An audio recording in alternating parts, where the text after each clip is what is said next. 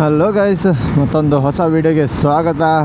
So ಥಂಬ್ನೇಲಲ್ಲೇ ನಿಮಗೆ ಗೊತ್ತಾಗಿರ್ತದೆ ಈ video ಯಾವುದಕ್ಕೋಸ್ಕರ ಮಾಡಿದ್ದೇನೆ ಹೇಳಿ.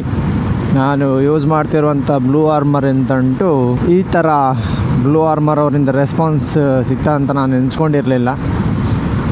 ಯಾಕಂತಂದರೆ ಪ್ರೀವಿಯಸ್ ರೈಡ್ ಏನು ಹೋಗಿದ್ದೆ ನಾನು ಚಿಕ್ಕಮಂಗ್ಳೂರಿಗೆ, ಅಷ್ಟೊತ್ತಿಗೆ ಅಲ್ಲಿಂದ ರಿಟರ್ನ್ ಬರೋತ್ತಿಗೆ ಇಂಟರ್ಕಾಮ್ ಹಾಳಾಗಿತ್ತು. ಹೇಗೆ ಅಂತ ಗೊತ್ತಿಲ್ಲ, ಬಟ್ ಇಂಟರ್ಕಾಮ್ ಒಳಗೆಲ್ಲ ಸರ್ಕ್ಯೂಟ್ ಒಳಗೆಲ್ಲ ನೀರು ಹೋಗಿತ್ತು. ಅದು ಹೇಗಂತಲೇ ಗೊತ್ತಿಲ್ಲ ಅದು. ಸೊ ಅದನ್ನು ರಿಪೇರಿಗೆ ಕಳಿಸಿದ್ದೆ. ಸರ್ವಿಸ್ ಸೆಂಟರಿಗೆ ಫಸ್ಟ್ ಕಾಂಟ್ಯಾಕ್ಟ್ ಮಾಡಿದೆ. ಅದರ ಸರ್ವಿಸ್ ಸೆಂಟರ್ ಇರುವಂಥದ್ದು ಬೆಂಗಳೂರಲ್ಲಿ. ಯಾಕಂದರೆ ಅದೊಂದು ಇಂಡಿಯನ್ ಬ್ರ್ಯಾಂಡ್ ಅಲ್ಲ, ಹಾಗಾಗಿ ಅವರು ಕಾಂಟ್ಯಾಕ್ಟ್ ಮಾಡಿದಾಗ ಅವ್ರದ್ದೊಂದು ಅಡ್ರೆಸ್ ಕಳಿಸಿದ್ರು, ಅಲ್ಲಿಗೆ ಕೊರಿಯರ್ ಮಾಡಿ ಅಂತ ಹೇಳಿದರು. ಸೊ ಕೊರಿಯರ್ ಮಾಡಿದ್ದೆ. ಫಸ್ಟ್ ಟೈಮ್ ಕೊರಿಯರ್ ಮಾಡಿದಾಗ ಅದಕ್ಕೆ 250 ರುಪೀಸ್ ಚಾರ್ಜಸ್ ಆಯಿತು ನನಗೆ. ಓಕೆ, ಫಸ್ಟ್ ಟೈಮ್ ಕಳಿಸಿದೆ. ಕರೆಕ್ಟ್ ಒಂದು 10 ಡೇಸ್ ಒಳಗೆ ನನಗೆ ಪ್ರಾಡಕ್ಟ್ ರಿಟರ್ನ್ ಸಿಕ್ಕಿತ್ತು. ಪ್ರಾಡಕ್ಟ್ ಏನೋ ರಿಟರ್ನ್ ಸಿಕ್ಕಿತ್ತು, ಬಟ್ ಪ್ರಾಬ್ಲಮ್ ಸಾಲ್ವ್ ಆಗಿರಲಿಲ್ಲ. ಒಂದು ಪ್ರಾಬ್ಲಮ್ ಸಾಲ್ವ್ ಆಗಿತ್ತು, ಬಟ್ ಇನ್ನೊಂದು ಪ್ರಾಬ್ಲಮ್ ಸ್ಟಾರ್ಟ್ ಆಗಿತ್ತು.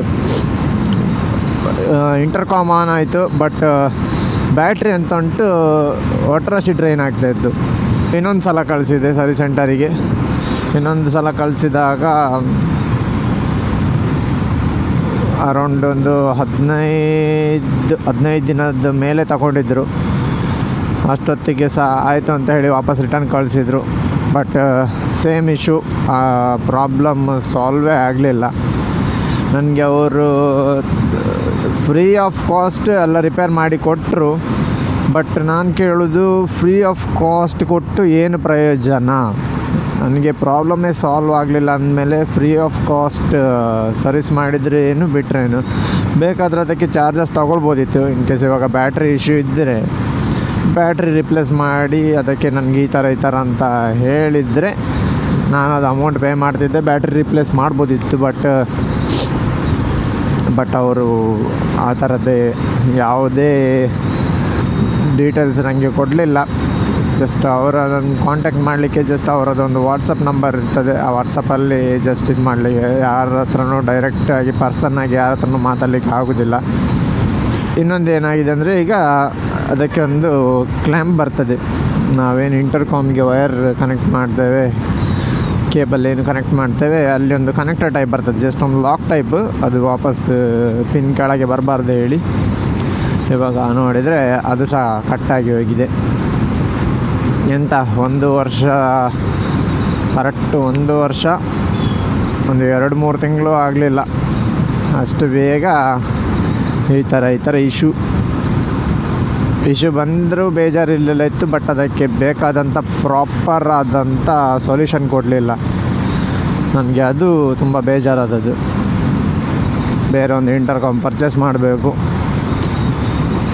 ಇವಾಗ ಇರುವಂಥದ್ದು ಮೇನ್ ಥಿಂಗ್. ಯಾಕಂದರೆ ಬ್ಲೂ ಆರ್ಮರಿಂದ ಈ ಥರ ರೆಸ್ಪಾನ್ಸ್ ಬಂದಾಗ ವಾಪಸ್ ಬ್ಲೂ ಆರ್ಮರಿಗೆ ಹೋಗಬೇಕಾ ಬೇಡವಾ, ಅದು ಮೈಂಡಲ್ಲಿ ಬರುವಂಥ ಕ್ವಶನ್.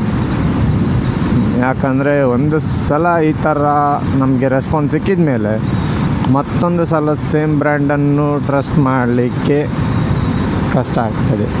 ನಾನಂದರೆ ಎಲ್ಲ ಪ್ರಾಡಕ್ಟಲ್ಲಿ ಇಶ್ಯೂ ಬರ್ತದೆ ಅಂತ ಹೇಳೋದಲ್ಲ, ಜಸ್ಟ್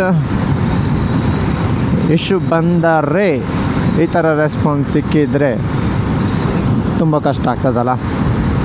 ಯಾರಾದರೂ ಬ್ಲೂ ಆರ್ಮ್ C30 ಯೂಸ್ ಮಾಡ್ತಾಯಿದ್ದರೆ ನಿಮಗೆ ಈ ಥರ ಇಶ್ಯೂ ಏನಾದರೂ ಫೇಸ್ ಆಗಿದೆಯಾ?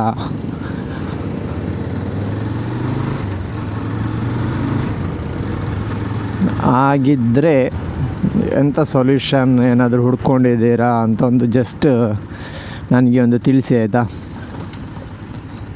ಯಾಕಂದರೆ ಸರ್ವಿಸ್ ಸೆಂಟರಲ್ಲಿ ಅಂತೂ ಇಶ್ಯೂ ಆಗಲಿಲ್ಲ. ಇನ್ ಕೇಸ್ ಔಟ್ಸೈಡಲ್ಲಿ ಎಲ್ಲಿಯಾದರೂ ಸಾಲ್ವ್ ಆಗೋದಂತಾದರೆ ನೋಡುವ, ಔಟ್ಸೈಡಲ್ಲಿ ಕೊಡಲಿಕ್ಕೆ ಟ್ರೈ ಮಾಡ್ತೇನೆ.